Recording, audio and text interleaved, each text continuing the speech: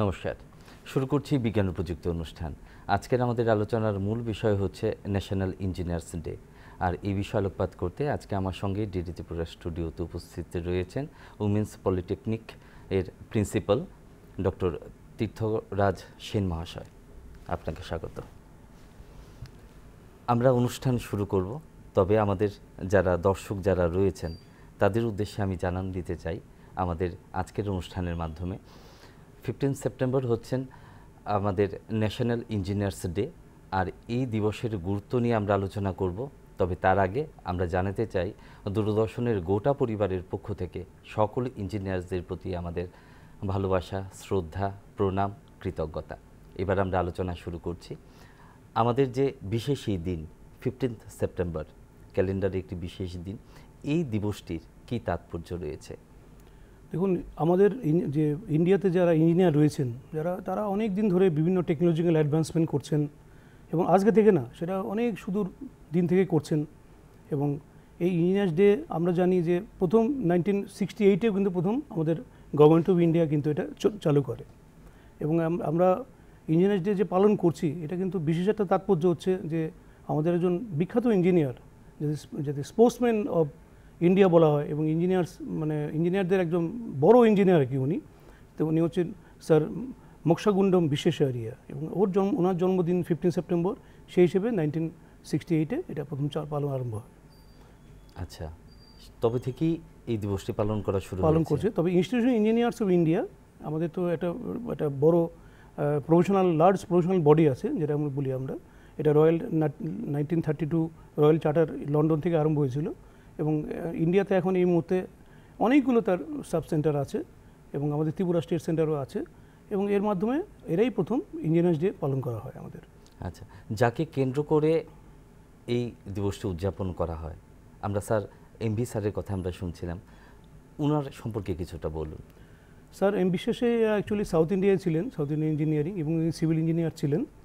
এবং উনি ওনার ফিল্ডে অনেক এক্সেলেন্স কাজ করেছিলেন, যেমন ইনফ্রাস্ট্রাকচার ডেভেলপমেন্ট থেকে আরম্ভ করে আপনার রুরাল ডেভেলপমেন্ট অনেক কিছু করেছিলেন। এবং তার জন্য তো ওনাকে আমরা সবসময় মনে রাখি, এবং ওনার জন্মদিনকে পালন করার চেষ্টা করি আমরা। সেটাই সবচেয়ে বড় বিশেষত্ব এখানে। এবং মানে ফাদার অফ ইঞ্জিনিয়ার্স এটা বলা হয় ওনাকে আর কি, ফাদার অফ দ্য ইঞ্জিনিয়ার্স ওনাকে বলা হয়। আমরা আলোচনা করছি আমরা স্যার এমভি স্যারের সম্পর্কে। আসলে ওনার মার্গদর্শনই আমরা এগিয়ে যাচ্ছি। প্রত্যেকটা দিনই আমরা কোনো না কোনো দিবস হিসাবে সেলিব্রেট করে থাকি। বিশেষ করে এই যে 15 সেপ্টেম্বর রয়েছে, এই দিনটিকে আমরা ন্যাশনাল ইঞ্জিনিয়ার্স ডে হিসেবে পালন করছি। প্রতি বছরই কোনো না কোনো থিমকে বেস্ট করে এই দিবসটি উদযাপন হয়। এই বছরের থিম হচ্ছে আমাদের ডিপ টেক ইঞ্জিনিয়ারিং, এবং সেখানে তার সঙ্গে হচ্ছে ধরুন আপনার excellence of driving India tech it. Deep tech engineering excellence driving tech it, এটা হচ্ছে আমাদের থিম, এবছরের থিম 2025-এর। এবং এটা আমরা এটাকে উদ্দেশ্য করে আমরা এবার এই বছরে আমরা চালু করছি। এটা কি আসলে বিষয়টা? এটা ডিপ টেক লার্নিং মানে হচ্ছে যে কোনো ইমার্জিং ফিল্ড যেগুলো আছে আমাদের ইঞ্জিনিয়ারিংয়ে। আপনারা জানেন যে রিসেন্ট অ্যাডভান্স হচ্ছে ওয়ার্ল্ডে, এবং ইন্ডিয়াতেও হচ্ছে। ইন্ডিয়াতে এবং চেষ্টা চলছে এগুলো নিয়ে, অনেকদিন রিসার্চও চলছে ইঞ্জিনিয়ারিং ফিল্ডে।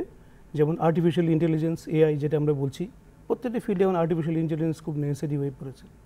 তারপর ধরুন আমাদের কোয়ান্টাম কম্পিউটার একটা আমাদের স্বপ্ন।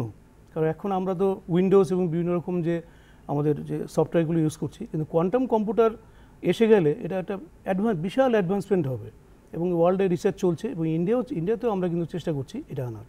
এছাড়া ধরুন মেশিন লার্নিং একটা আমাদের একটা আছে, থিম আছে এখানে, বা আমাদের যেটা বলছেন যে রিসেন্ট যে অ্যাডভান্সেস যেগুলো হচ্ছে, তো সেইগুলি নিয়ে এখন আমাদের এই বছরের থিমটা। বিশেষ করে এই তিনটে জিনিস আমি যেটা বললাম, এই তিনটে জিনিস নিয়ে কিন্তু আমাদের এই বছরের থিম। আচ্ছা, এখন তো ভারতবর্ষ ধরুন নিজস্ব প্রযুক্তির কথা বলে থাকে। আমরাও শুনে থাকি ভারতবর্ষ তার নিজস্ব যে দেশীয় প্রযুক্তি আছে তার বিকাশের উন্নতির জন্য তারা এগিয়ে যাচ্ছে। এবার প্রশ্নটা হচ্ছে যে ইঞ্জিনিয়ার্সদের ভূমিকা কি এই ক্ষেত্রে ইনোভেশনস এবং লেটেস্ট অ্যাডভান্স টেকনোলজি উন্নতির জন্য? দেখুন, একটা সোসাইটি ডেভেলপ করতে গিয়ে আমাদের ইঞ্জিনিয়ার ছাড়া চলবেই না, কোনো মতে অসম্ভব।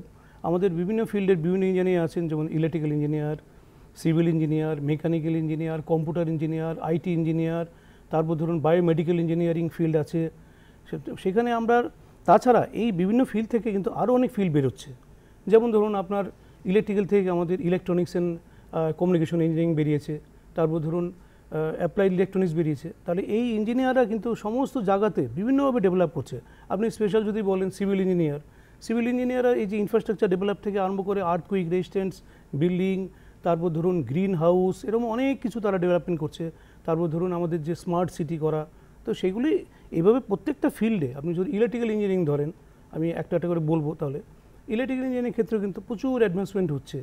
যে ধরুন আপনার আজকাল ধরুন আমাদের এই যে ডে বাই ডে আমাদের কিন্তু ন্যাচারাল রিসোর্সগুলো, মানে যেগুলো আমাদের ধরুন কোল, যে আমরা যেটা বলি আপনার কোল, অয়েল, এগুলো কিন্তু ধীরে ধীরে শেষ হয়ে যাচ্ছে কিন্তু পৃথিবীতে। তাহলে কী হবে, আমাদের রিনিউয়েবল এনার্জি, অপ্রচলিত শক্তি আমাদের আসছে। তাহলে সেক্ষেত্রে আমাদের সেইগুলোর দিকে সেই ফিল্ডেও কিন্তু ইঞ্জিনিয়াররা কাজ করছেন সোসাইটির জন্য। তাহলে বলতেই পারছি একটা বিশাল বড় একটা জায়গা জুড়ে রয়েছে তাদের অবদান। হ্যাঁ, ইঞ্জিনিয়ার ছাড়া তো আমরা ভাবতে পারবো না। ইঞ্জিনিয়ার তো দেখুন, মানে আপনি রাস্তায় বেরোচ্ছেন, আপনি রোডে ইঞ্জিনিয়ার তৈরি করছেন যে ঠিকভাবে যাতে একটা গাড়ি যেতে পারে। ঠিক সেরকমভাবে আপনার বিল্ডিং কনস্ট্রাকশন থেকে আরম্ভ করে ইলেকট্রিক্যাল ইঞ্জিনিয়ার, আপনার সোলার পাওয়ার, সব প্রত্যেকটা ক্ষেত্রেই ইলেকট্রনিক্স ইঞ্জিনিয়ার। আজকে আমরা যে এই যে ইকুইপমেন্টগুলো আমরা ইউজ করছি, ক্যামেরা থেকে আরম্ভ করে যা কিছু, সেগুলো ইলেকট্রিক্যাল ইঞ্জিনিয়ার লাগছে আমাদের। এবং প্রত্যেক ক্ষেত্রে কিন্তু ইঞ্জিনিয়ারদের একটা না একটা জায়গাতে ইনোভেশন এবং তার একটা অবদান কিন্তু রয়ে গেছে। কিন্তু একজন আদর্শ ইঞ্জিনিয়ারের কি বৈশিষ্ট্য থাকা উচিত? আদর্শ ইঞ্জিনিয়ার দেখুন, তার ডিসিশন মেকিং থাকবে, সে যাতে ডিসিশন মেক করতে পারে, এবং তার ইনোভেটিভ একটা আইডিয়া থাকতে হবে। ধরুন আজকে যেগুলো চলছে আমাদের, সেগুলোর বাইরে গিয়ে একটা ইঞ্জিনিয়ার যদি কিছু ইনোভেটিভ থিঙ্কিংয়ের মাধ্যমে এবং তার প্র্যাকটিসাইজ তারা করতে পারে নিজেরা, তাহলে কিন্তু সেটা কিন্তু খুব ভালো, এবং করছেও, সেই ইঞ্জিনিয়ার করছে। আমি একটা এক্সাম্পল দিই, যেমন এখন কিন্তু অনেক ইঞ্জিনিয়ার কিন্তু রিটায়ার করে যাচ্ছেন।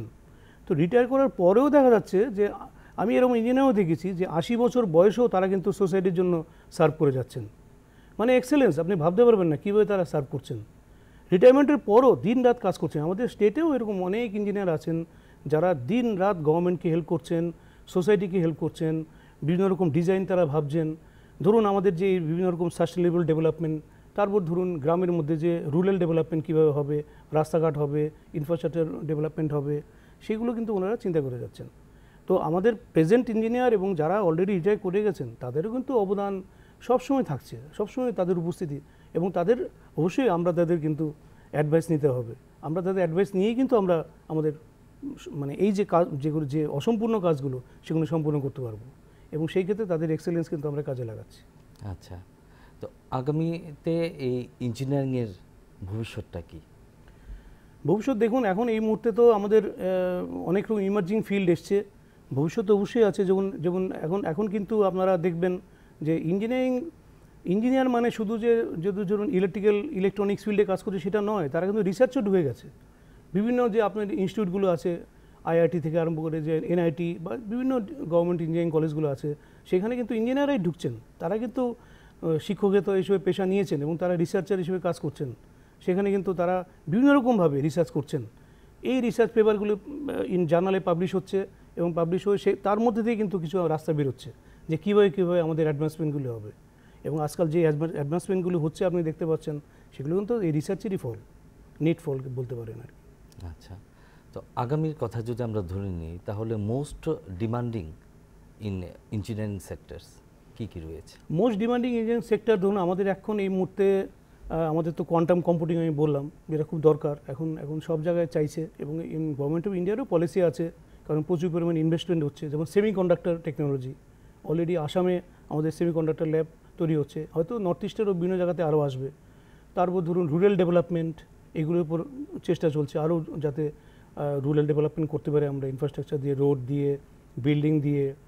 এবং সবচেয়ে বড় কথা হচ্ছে ধরুন এখানে অনেকগুলো ফিল্ডেই আমাদের খুব প্রয়োজনীয়তা রয়ে গেছে, যে ক্ষেত্রে আমাদের ইঞ্জিনিয়াররা খুব মানে দক্ষতার সঙ্গে কাজ করছে এবং করবে, আমার মনে হয় সেটা আর কি। আচ্ছা, একদিকে তো ধরুন আমরা নিড ফর ইকোনমিক গ্রোথের কথা বলে থাকি, অর্থনৈতিক প্রবৃদ্ধির কথা, আবার অন্যদিকে আমরা টেকসই উন্নয়নের কথাও আমরা বলে থাকি। দুটোরই প্রয়োজনীয়তার মধ্যে ইঞ্জিনিয়ার্সরা কীভাবে নিজেকে ব্যালেন্স করে? ইঞ্জিনিয়ার তো ব্যালেন্স করছে, ধরুন ধরুন ওরা বিভিন্নভাবে বিভিন্ন ইন্ডাস্ট্রিতে চাকরি করছে, আবার রিয়েল ওয়ার্ল্ডে ওরা আসছে। ইন্ডাস্ট্রি তো রিয়েল ওয়ার্ল্ডই। তারপর ধরুন অনেক ক্ষেত্রে তারা একাডেমিয়ার সঙ্গে যোগাযোগ রাখছে, ইন্ডাস্ট্রি একাডেমিয়া পার্টনারশিপ করছে। তারপর ধরুন ব্যালেন্স করে তারা কখনো যেসব প্র্যাকটিক্যাল ফিল্ডে যে প্রবলেমগুলো তারা পাচ্ছেন সেগুলো তারা কী করছেন, তারা অ্যাপ্লাই করার চেষ্টা করছেন। এবং এইভাবে একটা ব্যালেন্সিং মুডে কিন্তু আসছে, ইঞ্জিনিয়ার কিন্তু চেষ্টা করছেন ওরা বিভিন্নভাবে আর কি। যেমন একাডেমিক্সের সঙ্গে কিন্তু এখন ইঞ্জিনিয়ারদের ওতপ্রোত যোগাযোগ হয়ে গেছে। যদিও অনেক ইঞ্জিনিয়ার একাডেমিক্সে আছেন, কিন্তু একাডেমিক্সের বাইরে অনেক ইঞ্জিনিয়ার আছেন, যেমন যারা কিন্তু একাডেমিক্সে আসছেন তারা এসে তারা বিভিন্নভাবে আমাদের বিভিন্ন অ্যাডভাইস দিচ্ছেন, অ্যাডভাইস দিয়ে তাদের আমরা অ্যাডভাইস নিচ্ছি। তাহলে এইভাবে একটা ব্যালেন্সিং কিন্তু আসছে, ব্যালেন্স কিন্তু সবসময় চলছে, ব্যালেন্সিং আমরা লক্ষ্য করছি এটা। আচ্ছা, এই প্রসঙ্গে আরেকটা প্রশ্ন আমার মনে আছে, সেটা হচ্ছে যে আমরা তো ইঞ্জিনিয়ারদের লাইফ লং লার্নিংয়ের কথা বলে থাকি, প্রতিনিয়ত তারা শিখবেন বা শিখছেনও। তো লেটেস্ট যে অ্যাডভান্স টেকনোলজি আছে তার সঙ্গে নিজেকে আপ টু ডেট রাখা, সেটা কিভাবে সম্ভব ইঞ্জিনিয়ার? না, ইঞ্জিনিয়াররা দেখুন, ইঞ্জিনিয়ারদের তো অবশ্যই লাইফ লং লার্নিং, এটা সমস্ত ফিল্ডে, শুধু ইঞ্জিনিয়ার বলে নয়, প্রত্যেককে। যেমন আমরা ম্যানেজমেন্ট একটা টার্ম আছে যে কি করে আপনি মানে প্রফেশনাল ম্যান হিসেবে করবেন। নাম্বার 1 হচ্ছে consistently consistent, number 2 always update your knowledge, and number 3 respect other profession. এই তিনটে যদি আপনার থাকে, consistently consistent, always update your knowledge, respect other profession, তিনটের মাধ্যমে ইঞ্জিনিয়াররা করছেন। এবং অবশ্যই তারা কিন্তু এখন এই মুহূর্তে ধরুন যে যদি কেউ চায় যে আমি কন্টিনিউয়াস লার্নিংয়ের মধ্যে থাকবো, তাহলে তাদের ধরুন বিভিন্ন রকম সেমিনার, ওয়ার্কশপ, এমনি বিভিন্ন ডিপেন্ড করছে তারা, সেমিনার, ওয়ার্কশপ, সিম্পোজিয়াম।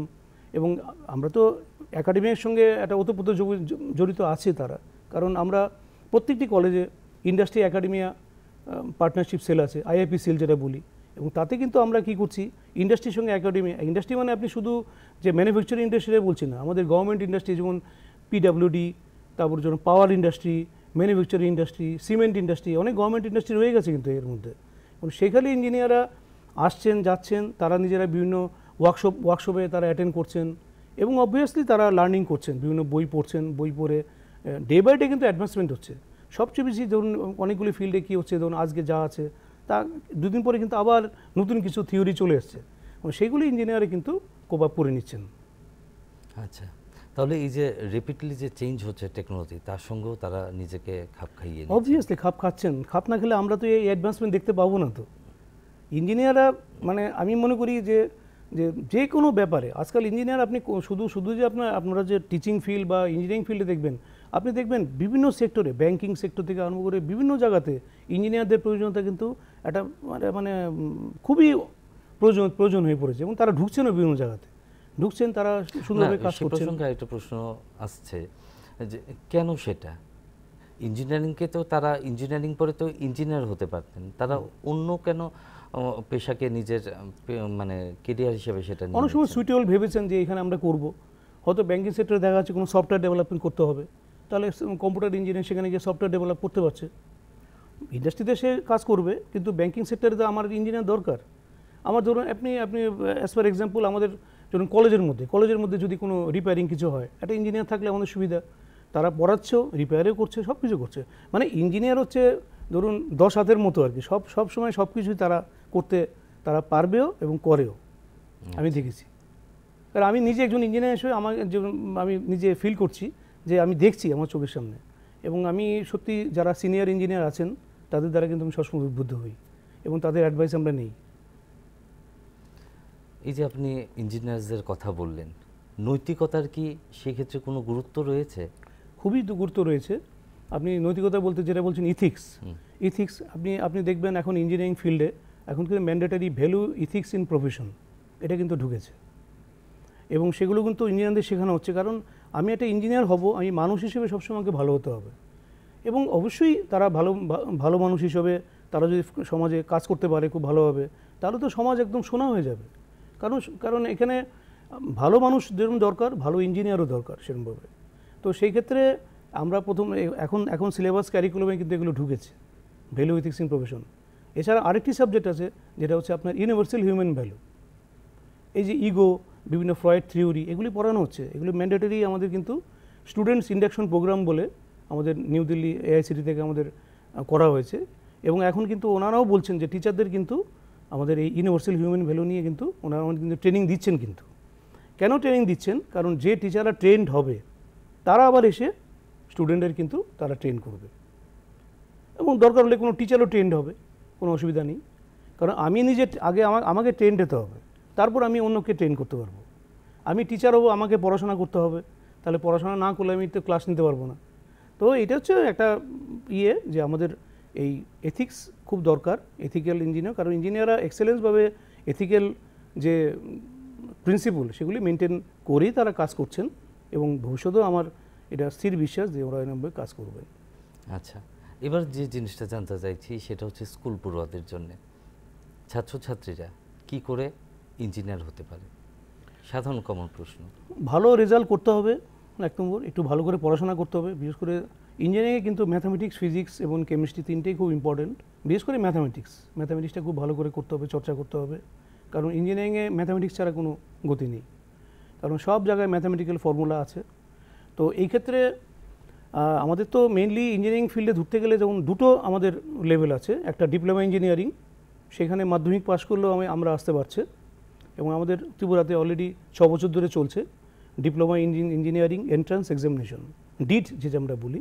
এই বছরও সেটা হয়ে গেছে এবং ভর্তিও প্রায় কমপ্লিট। আর এরপরে ধরুন হায়ার সেকেন্ডারি লেভেল থেকে যেটা আসছে সেটা ডিগ্রি।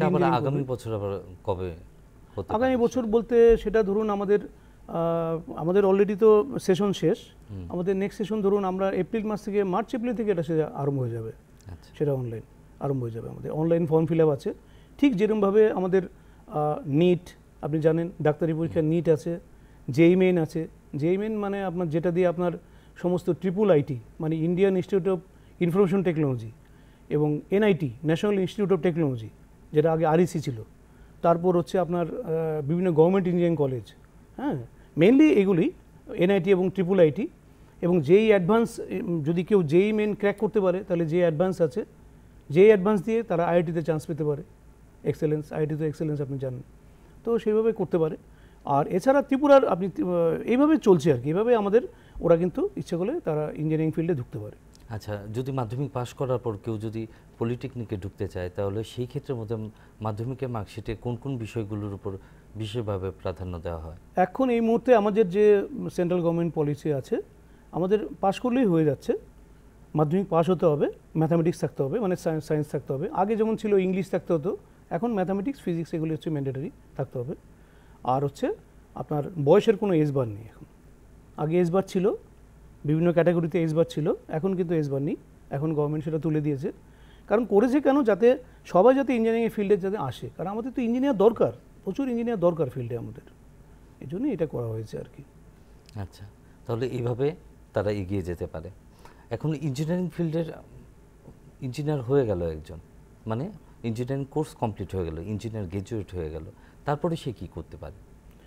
দেখুন, আপনি যদি ডিপ্লোমা ইঞ্জিনিয়ারিং কথা বলেন, ডিপ্লোমা ইঞ্জিনিয়ার হয়ে তারপরে সে আপগ্রেড করে সে ডিগ্রিতে যেতে পারে, যেটা আমরা বলি লেটারাল এন্ট্রি। লেটারাল এন্ট্রিতে কিন্তু তার 1 বছর কম পড়তে হবে। মানে আমাদের ডিগ্রি ইঞ্জিনিয়ারিং হচ্ছে 6 সেমিস্টার 3 ইয়ার্স, আর ডিপ্লোমা ইঞ্জিনিয়ারিং হচ্ছে 6 সেমিস্টার 3 ইয়ার্স, আর ডিগ্রি ইঞ্জিনিয়ারিং হচ্ছে 8 সেমিস্টার মানে 4 ইয়ার। তাহলে কেউ যদি ডিপ্লোমা থেকে ডিগ্রি যেতে চায় তাহলে সে কিন্তু হি ক্যান মানে admit himself in second year of degree engineering. আবার আমাদের ত্রিপুরাতে এখন এই মুহূর্তে একটা নতুন চালু হয়েছে, যেটা হচ্ছে ITI লেটারাল এন্ট্রি।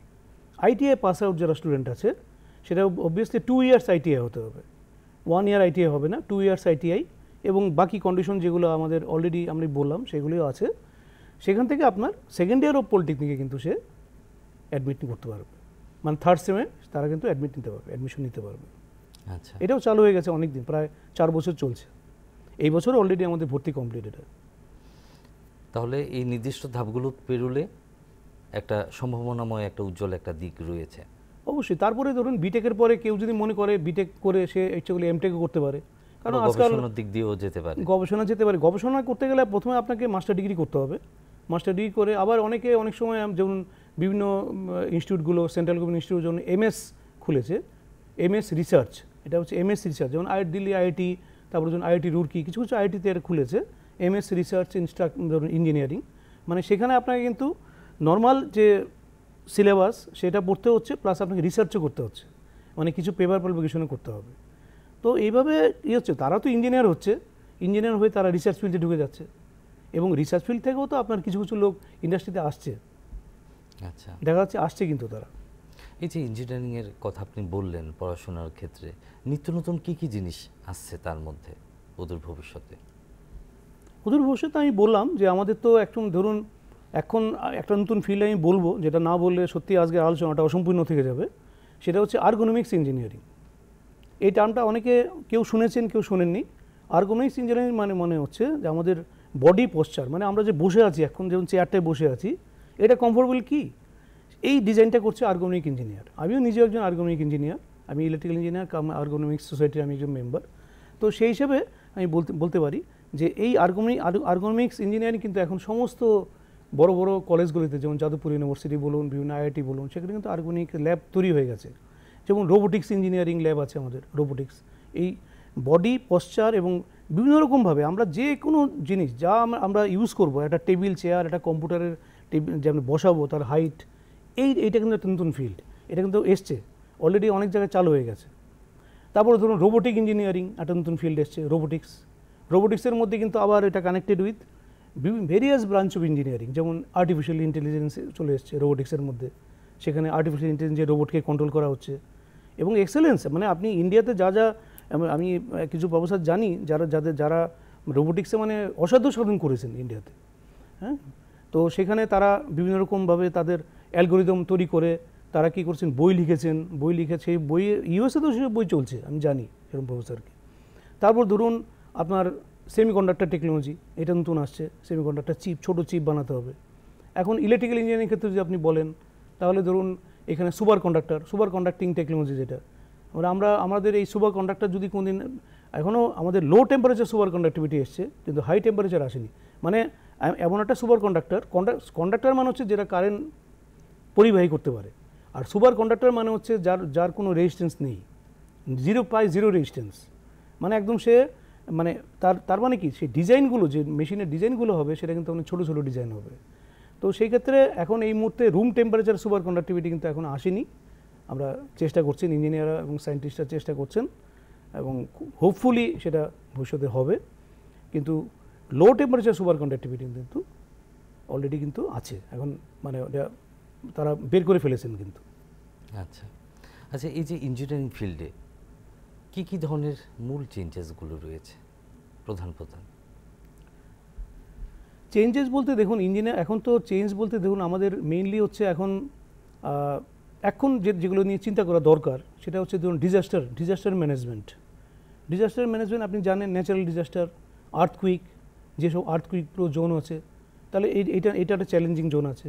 তারপরে ধরুন স্যানিটেশন, রুরাল এরিয়ার ডেভেলপমেন্ট, রুরাল এরিয়াতে ডেভেলপ করতে হবে, এগুলো কিন্তু আমার ইঞ্জিনিয়ারদের করতে হবে। এগুলো মানে অনেক রুরাল এরিয়া আছে যেগুলো কিন্তু মানে আরও ভালোভাবে ডেভেলপ করা দরকার, করছে ইঞ্জিনিয়ার দিনরাত কাজ করছেন।